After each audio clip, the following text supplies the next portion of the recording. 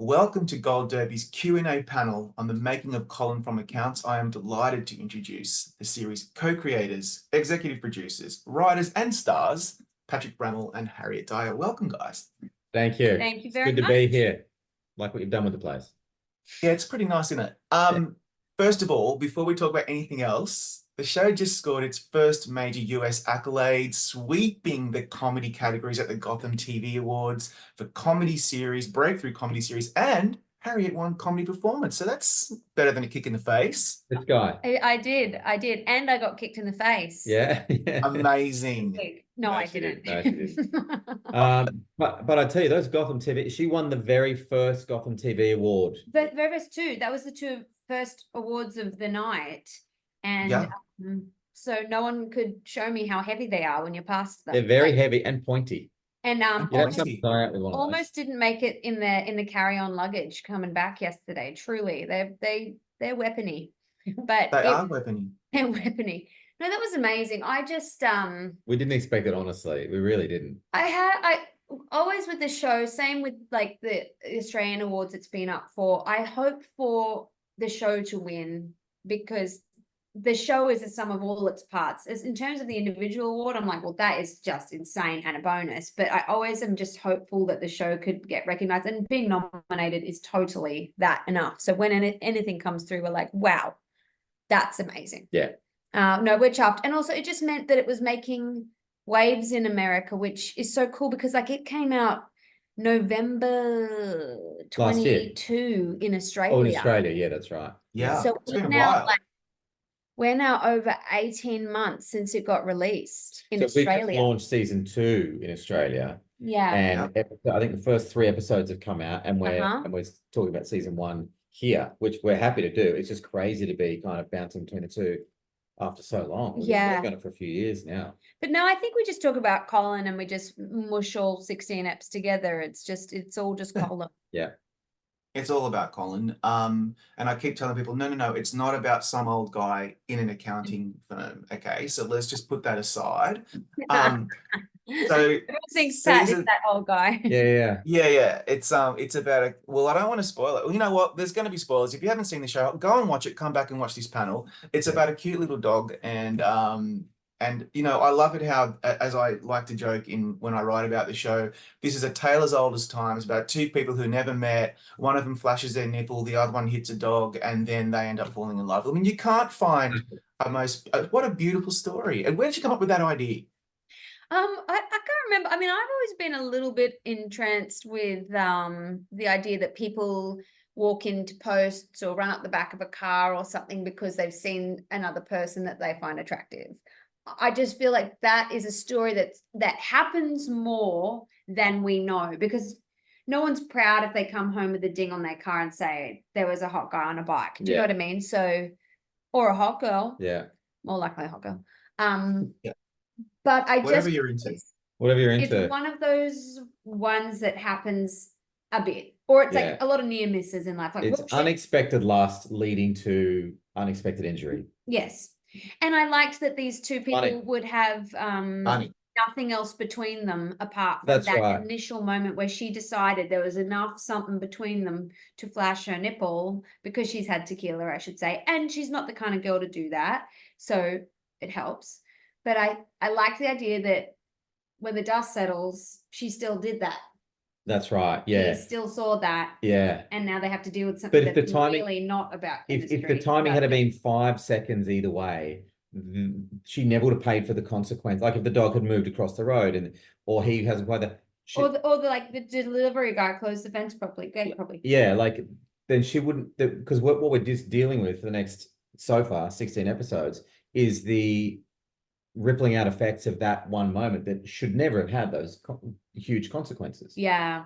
It's kind of the big bang of the whole thing, weirdly. And the postman. Yeah, we found that as we wrote the second season as well, that the story just keeps unfolding and unpacking itself. Yeah, there's not like another incident. No, that's really fun.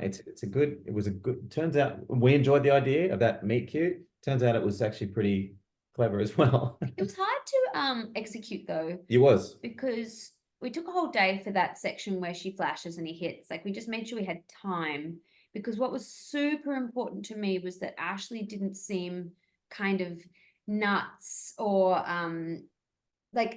to keep the women on side, the female audience members, is really important. And it's just with the look on her face, which is like, why did I do that? Yeah. As long as we got that, we could pay for the thing before. And that actually wasn't in the first edit, that No. look, but it's something that we both, without It was even in the talking big about print. it. It was like, Ash Yeah. pulls a face. Why did I do that? Which Yeah. is so like, and so anyway, that's why we sit in the edit. Yeah. But it was funny too, because in that one of the first drafts of that episode, it wasn't a montage, it wasn't a song with, tying these three people together. There were scenes where she was talking to her ex-boyfriend's mum. I was in a cafe, having an awkward encounter with a woman I didn't remember I'd had a night with. And, We and were so, kind of setting up the characters more in scenes, and then at some point in script, Patty was like, let's just cut the chase. cut to the nipple. Yeah, cut to the nipple. Cut to the nipple. It works though. Like, I know it's so odd to say, but it felt like the whole sequence was really earned, and I didn't even know these characters yet. But for some reason, it was just the way you guys were able to write it and play it. I felt like I was totally into it, and then I was ready for all the ridiculous stuff that happens afterwards. That we all have these meet cutes, I suppose, where you meet someone in really unusual circumstances, and then your whole life changes. And that's what I think this show is fundamentally about. So given I think how universal the show can be, do you think that's why it's resonating outside of Australia, in the UK, and now particularly in the US? I think it is just like, people love physical comedy that travels really well. Yeah, And there's a few things. That's one of them. There's a lot of physical comedy in the first 3 episodes, and it's a bit rude, especially for the first 2-3 episodes. It's a bit rude, but Yeah. And then I feel like it happened organically. We sort of changed it a bit and started getting a bit of heart in there. And then by the time you get to Ep 6, it's like, it's quite a deep character study. we kind of get them in with nipple flash, dick pic, weighing on some poo drawers. out the window. The comedy staples. Some farts, some poop. It's, no biggie. And all of a sudden people have caught feelings for these two. Yeah, that's true. But it wasn't really done on purpose. It was just something that unfolded. And I remember in early cuts of season 1, our producers were like, oh, the back half might not be as funny as the first half. And we were like, let's see what happens, guys. Like, this is the show we're making. We are building it as we're building the plane as flying a bit, but. And I think another one of the reasons it's traveled well is because Harry and I are actors by trade, and I think we're both can't help as actors, as all actors would be, if they were in the writers' room, to constantly advocate for our own characters. So I think a lot of people are following Gordon or following Ashley and going, yeah, that's right. I am seeing it from that point of view. Yeah. And one of the things, we go, look, if it's funny, it doesn't matter how real or awkward it is for us to shoot on the day, or if it's a story we're pulling for our own lives or whatever. If it's funny, it's in, as long as it feels real and it doesn't feel too predictable or like a trope that you've seen before. Or and Harry's especially good at dialogue and setups that don't feel like TV. I think there's a lot of times where we've written something, or I've written something, Harry's gone, feels like a TV line. And sometimes I think we ask audiences to really believe stuff that isn't that believable. I mean, we do some unbelievable stuff, I think, but not so much of it is coincidence. Not so much of it is like, oh, and he walked in there again and they saw each other again, like stuff that could just feels really far-fetched. Like, this all feels like it could happen to you. Yeah. That's right. Maybe. Yeah. Maybe. Like, the thing is, and I kept thinking, like, it's so genius how you kept bringing the two characters together by hook or by crook. They were just going to keep crossing paths until it was almost like, oh, look, we have to stay together now. We've got to look after Colin. And as you do. And it is very natural. And I then, obviously, the obvious question is, as a real life couple, how much of the conversation and banter between Gordon and Ashley are actually conversations that you guys have had? And talk us through how you stay in the moment, take after take, as opposed to just like breaking character and be like, can you believe it, we're doing this? The scene where we name Colin is pretty much verbatim a scene that we had in our lives because we did foster a dog whose name was Minshew and we weren't feeling it. We couldn't end up keeping that dog. He had behavioral issues that I wasn't dog whispery enough to handle, but He did go on to find his forever home. he did go Thank on. God. Thank forever. God. But yeah, that conversation, we were like, what are we going to call him? He's not a Minshew. What is he? Yeah, and he's like a Colin. He's like a Colin from accounts. He's like a Colin from accounts payable who's working on the big merger. Like that was what we called him. That tickled us. And we laughed as Harriet Patty. And like I just think I put that in the script. But there are moments in the that's kind of the one that we really stole from life. But that was a cut and paste. But it was so important too because of all the things that Gordon and Ashley don't have in common, they do tickle each other's fancy. Banter meter. Yeah, that's right. And that's lifted.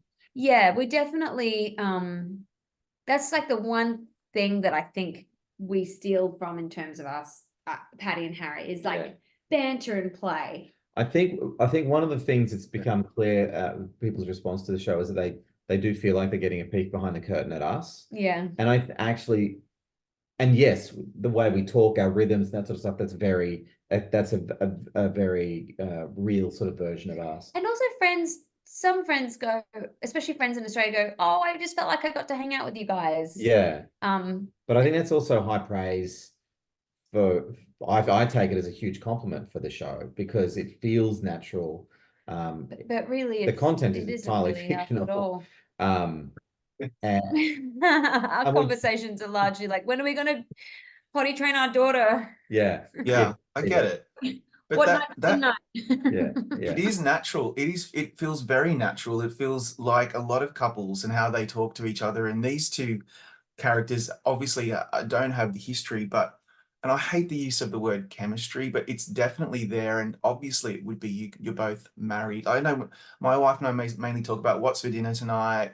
Did you take the dog out? That kind of stuff. But there's a lot of shorthand and a lot of in-jokes that no one else gets because it's your own little kind of club. And that's what I feel like the show definitely offers. Rob, what yeah. is for dinner tonight? Yeah, and did she? What is for dinner tonight? Mate, it's Friday, so I ain't cooking. We're just going to go...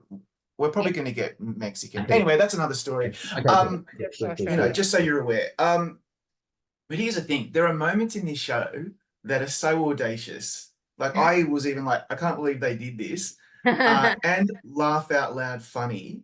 And I ask this a lot with creators of comedy shows because when you're writing together and you're trying to map it out and you're writing the dialogue, how do you really know it's going to land and make the audience laugh? Is there a test that you both have where if you're both pissing yourselves laughing, you know that it's good? Pretty much. I think that for sure, laughing 3 times is probably important. If it makes you laugh when you're writing it, and then when you're shooting it, and then in the edit, and then like maybe at a network screening again, if it makes you laugh in the mix when you've seen it a bajillion times, that's a good test. But also, but a lot of the time they don't do that. I think the cleanest test, to answer the question, you never really know if it's going to land. No. But the surest we can be, I think, is when I'm writing, when Harry's writing, if I hear her go, I go, yeah, what is it? Tell me. Because she's making herself laugh or I'm making myself laugh. It's probably a good chance that then when I ask her, I go, hey, tell me, she'll tell me, I'll laugh. Probably a good chance that it's going to work. And a big part of our job then is to preserve that stupid moment. Yes. That silly moment. And it actually takes a lot of effort to preserve a bit of silly nothing for 18 months. Imagine we're both a female turtle laying 200,000 eggs in the sand. What, 20% of them make it? Wow. That's not where I was expecting, but I totally understand. That was a very good analogy, Harriet, because that's... But some predators come and eat the eggs, but some predators come and eat... Got it. No, I'm on board. But largely the predator is the other person in the room. It's me or Patty, and it doesn't even get buried. Like it doesn't even make it to the right temperature. Because like, what if one of you make the joke or a suggestion and it's obviously complete trash? Do you have to be nice about it, or are you just like, that sucks? Look, I think that we are nicer in a writer's room towards each other than we are in any other room of our house. Yeah.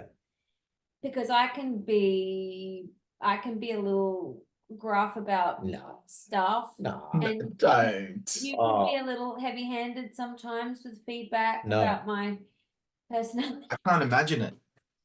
In any case, we do really well as a writing duo. We do and have a that's really- something that we have been media trained to say. Hell no. We are like, We've got a pretty good shorthand, and we've both got pretty. We trust each other enough to not even require thick skin about this. It can be yeah, like, so we both trust that we actually make the other person laugh a lot. So like the given is that Patty, I love you, everything you do is brilliant. Harry, I love you, everything you do is brilliant. And Yeah, then we right. go, but Yeah. not that. we basically live to make each other laugh, Yeah. is the truth.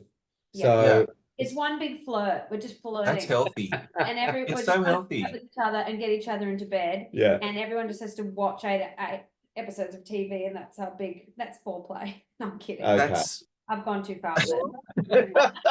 listen. Get back to You the just took turtle.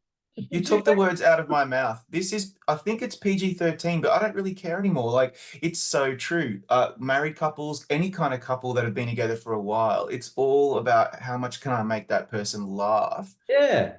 Like, especially if you've got like water coming out of your nose because I've really hit that sweet spot. I mean, that's gold, and that's what this show does. It's That's so right. good. Oh, that's really nice to hear. And there's that moment in episode 2 of season 1 with Gordon and Ashley when we bring, Gordon brings home the date, and Yes. then they're making each other laugh at her expense. It's like that's a great moment for that couple for the elevation of their relationship. And that's when you see them in the wild, because Christy's character Belinda, she is the audience, and suddenly they have an audience, and it That's just right. shows It's how gold.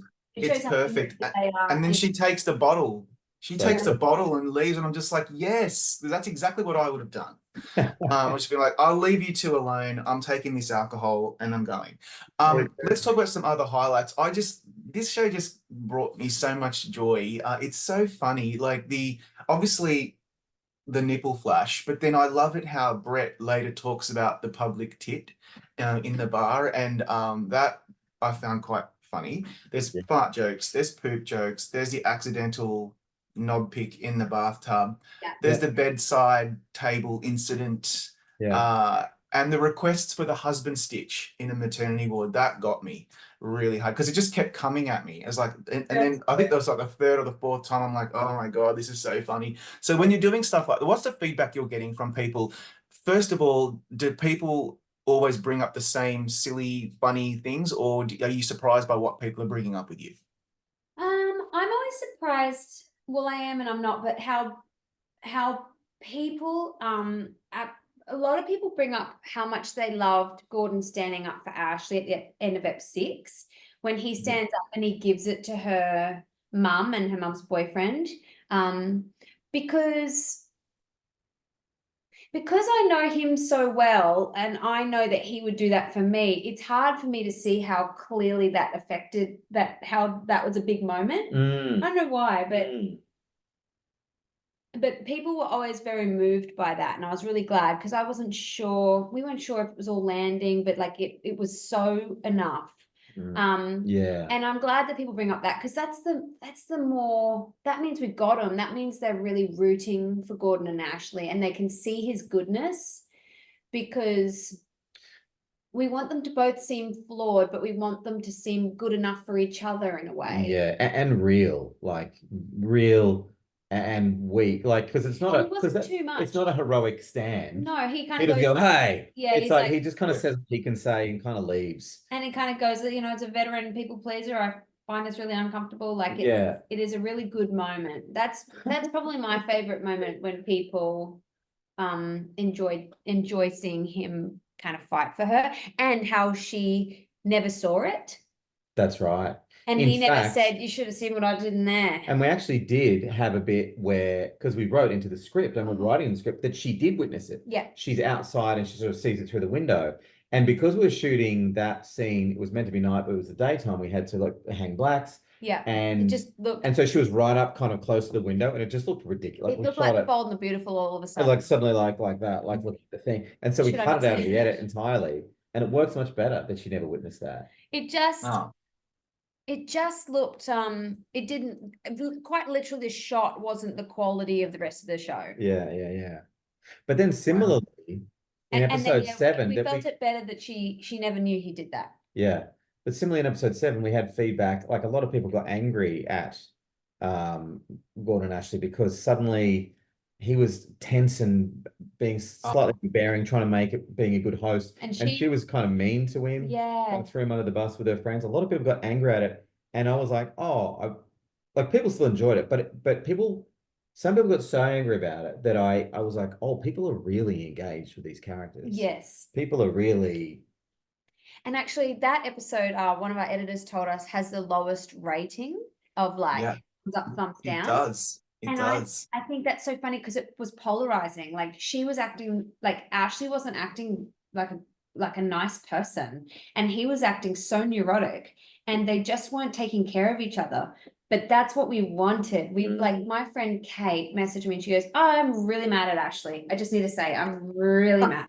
And her And friends suck. I was like, good. You should be mad. She wasn't very good then. And I think it's actually a great episode. I think it just really upset people. Some people said they'd turn it off and walk away.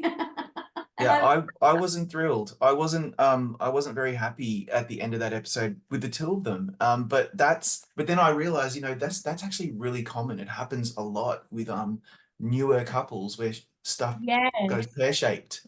And it's useful to have that, especially after the mum incident in 6, then in 7, they're not get and Patrick, your character is wearing ridiculous clothes and trying to be cool, and it was like, oh God, this is so painful, but in a good way. If I could put if that makes sense. Like, it's such a weird comparison, but I loved the way normal people in that TV show, they just kept getting in their own way, and you'd be like, oh my God, just tell her how much you love her. And wanted to do a version of that, which is just like, when it's early on, you don't have the language to talk each other down off the ledge. There's no history that you're trying to protect. So you can just be like a really volatile fireball and fuck it up. Because you're also trying to put your best version of yourself forward. And so there are these moments, it was Normal People was a weird kind of touchstone for us, but it was one of our touchstones. Yeah. And like at the end of episode 3, Gordon has to stop things and he doesn't want to tell her why. And then in episode 5, it's like, why don't you tell me about your diagnosis? He's like, I didn't want to. Like all these things that too embarrassed to talk about, and then in episode 7, she gets the ick because he's a bit old and will her friends embrace him? All these kind of very real moments. Back him, like she should have backed him, but they don't. They keep getting each other's way because of their own frailties as people, their own weaknesses, and I think that's very true. That is real. That's so real and narratively helpful, and also narratively helpful. Speaks to their age gap a little bit. Like I think if she'd been older, she wouldn't have cared what her friends thought so much. Yeah, that's right. But she wasn't, and she was like suddenly her friends are more important than what she thinks, and I feel like that can be very that happens a lot. Yeah, exactly. So now that you've done 2 seasons and the second season's rolling out here in Australia and it will obviously roll out in the US soon, what have you learnt from this experience as writers, creators, juggling, being an actor, all those duties on set? Has this been a huge learning curve for you both? And talk me through the highlight, I suppose, of what you've learnt so far. I think we didn't realize how much we learned in the first season until we came back to do the second season. Because I think we had a whole lot of expectations about what we need, understandings, a whole lot of things that we understood we needed to do with season 2 that became evident as we were doing it. I think we took charge more in season 2. Still extremely collaborative because we have to be, because it's a team sport. You cannot do it any other way. And we had some incredible collaborators, our directors, our producers, our crew. The crew's unbelievable. And the cast. Yeah, the heads of department, everyone fucking great. But I think we were more confident and I think we stepped into that role of showrunner, which is not, it's just not in Australia. And so when we were across, not a lot exactly, but when we were across everything in season 1, people were kind of like, why are they talking to the camera? People were like, why are they still in the edit? Why are they here? And this time they were like, I feel like our crew was like, yay, mum and dad are here and they know what they're doing. And everyone just in a really lovely way knew to run things past us, knew that they just knew that we were going to work on it from the very start to the very finish. And so if they had a question, they could come to us. I think we've also learned that we probably need to get an assistant because like we're only 2 heads, that's it, and 2 email addresses, and we're like, blah, blah, blah, blah, blah. But I learned that I could go like, I learned for me, because I feel a little bit like I'm more comfortable as a bit more of a passenger to things. And Patty is 12 years older than me, IRL. And I think I personally had a bit of imposter syndrome, kind of showing up to kind of meetings and going, yes, yes. In season 1. Season 1. Yeah. Because it's also the first thing I ever wrote. So I didn't even know some terms, I still say the wrong thing sometimes when I mean cut to, I mean, there's Or things. pan. Just like camera words, stuff like that. I sometimes get it wrong. And I just felt like season 2, I had less imposter syndrome.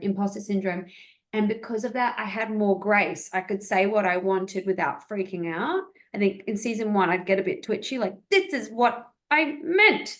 I was just like a baby in a lady suit. And season 2, I was a lady in a baby suit. Yeah. Lady in a baby suit. I mean, what could possibly go wrong? Imagine what you'll be like in season 7 if we get. I'll just see big novelty rattles going goo goo. No. Save it. This is a season 3. Fetus. No, season 3, I'll be a megalomaniac. That's the plan. Yeah, will be. That's exciting, but that's exciting. Yeah, everyone could be really excited for that. Season 3, no one's allowed to make eye contact with me. Don't you even think about it. For the second half of season 2, you didn't even notice. No one did. It's just a bit of personal growth, and it made the process more enjoyable, and that there was less tension for me anyway in myself of, should I be doing this? Am I any good? Is what I was trying to. I think I also learned about the importance of just kind of like the bit we were talking about before about maintaining the silly stuff, like just protecting it, because it really is important. And like when it's not a bit alive on set, keeping that silliness alive. Yeah, like this is fortunately not something we had to learn the hard way, because we always like a good workplace silliness. Yeah, culture always comes down from the top, and there's only like a few people who can set the culture on a set. Fortunately, we're 2 of them, and so we just prided ourselves on making it fun for everyone to be there. Work hard, of course, but make it fun, make it stupid. Make people who are there for one day, like day players, tried really hard to make them feel like it was their set as much as the regulars, so that they could relax. Like, because we've been day players, it's so hard. It's actually the hardest job as an actor. It is the hardest job, because you walk on and everyone's a family and everyone has their own jokes. But if you are made to feel comfortable, you're going to be as good as them. And we have so many day players in season 2, especially, where it's like, where did they come from? Where are they going? That was it. Like, wow. And I think we tried to make that environment for people to thrive, so that they didn't just get so nervous. Yeah. That's really nice. I like that. My final question is really the warm and fuzzy one, and that is, what is the success of Colin from accounts meant to you both? Where do you see the show going from here? But more so, what does the success of this show mean to you both? What does it mean to us, Pat? How do you feel about it? I think we're still working that out. I think so too. It was still in the center of it, even though we've been bouncing between 1 and 2 for so long. The seasons, like in terms of 2 back home, one here. It's incredibly validating to make something that delights people. Like even the way you talk about it, Rob. Like, it's really hard to quantify that, to have made something that was entirely original and work really, really hard on it, and to have it be delightful for people. I don't even know how to kind of bottle that or anything. Like but that's a huge part of it for me. That's hugely satisfying for people to actually find some comfort, because I know that's what I look for in the stuff that I love to watch, the comedies and stuff that have shaped and influenced me are like, oh, thank God that's in the world. I feel a bit more connected to everybody, and a bit more like, hey, it is all stupid, isn't it? if Paddy doesn't, he's not really prone to maudlin or depression, but I know that if he is truly down, I can always say, like, and I haven't done this for a while, I was going to do it the other night, but I can always say, do you want to watch an episode of The Office, the UK version?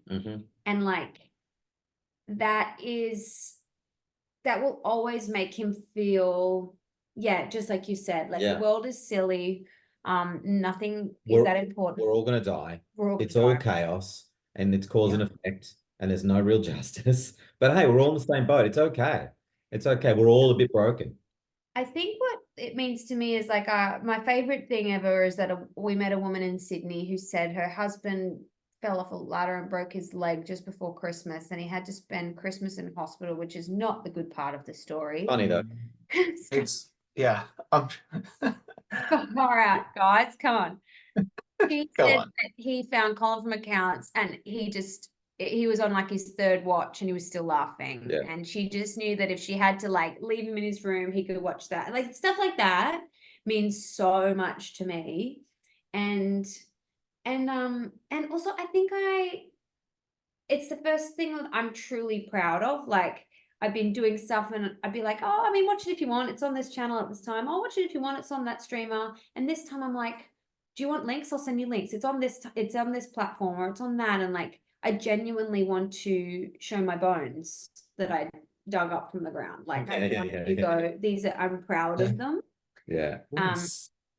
And that doesn't always happen because you can't always be across it like we are. Yeah. Because sometimes I'll do a show and then I see the edit and I'm like, oh, what happened? Oh, well, I guess. Oh, crap. I'm sure it's other cast members in our show feel that way when they watch our show. Like, you're probably right. It's possible. But no, not so much what happened to that scene, but what happened to what I thought it was going to look like? What happened to how funny I thought it was going to be? Or, I mean, does that sound bad? Does that sound like I'm? What do you mean? No. I just I'm just glad that we had a vision at the start and then we were able to see it till the end. Oh no, totally. That's what it was. Yeah, absolutely. Yeah. No, I was talking about like other cast members who are like, oh, just because shit gets cut all over the place. And the main thing we realize is that Ashley and Gordon are the engine, and we have to stay on that. And it's good to keep expanding out to other characters and stuff. And they're so good. We love them. All the actors are so great. But we know that, and as an actor, that's the reality. You get lines cut and that sort of stuff. Yeah. I don't think anyone's genuinely unhappy, but I think they're pretty happy with us. No. Definitely. I guess what happened, a different kind of what happened. Yeah. Yeah. But I'm just really proud of it, Rob. Should be. I feel that way. I feel like I'm really happy that it's in the world.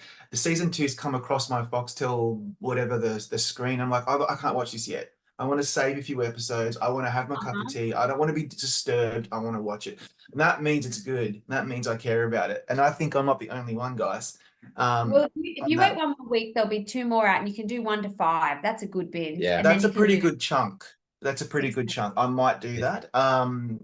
Look, on that note, thank you so much for your time and your insight today. I love this show. I hope everyone sees it in the US and loves it just as much as I do. And good luck for season 2. It looks amazing. Thank you so much. Thanks, man. Really appreciate it. Thank you for your time. Yeah. And people check it out if they haven't seen it yet. Enjoy. Pretty good.